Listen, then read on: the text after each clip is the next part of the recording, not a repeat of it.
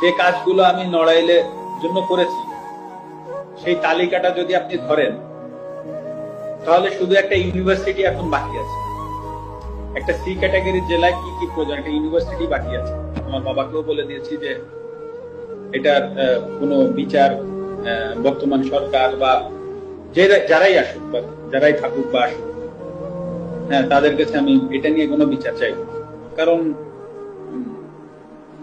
এটা আমার কাছে মনে হয়েছে যে আসলে এই বাড়িটা তো আসলে যশোর থেকে এসে বা খুলনা থেকে এসে বা ঢাকা থেকে যে কেউ ভাঙে। হ্যাঁ, নড়াইলের মানুষ কোনো না কোনো জায়গা থেকে উঠে এসে ভাঙছে।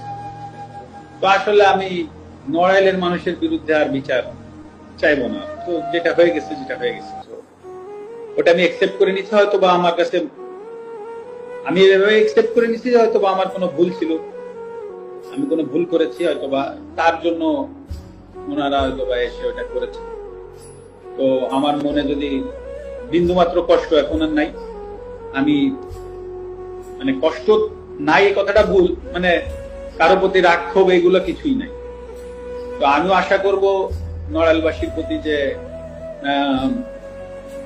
আমার কোনো ভুলে বা কোনো জায়গায় যদি কষ্ট হতে থাকে, তো আশা করি তারা তো একটা স্টেপ নিয়েছে, তারাও আমাকে এই জায়গা থেকে ক্ষমা করবে। এটাই আমি আশা করি, এর বেশি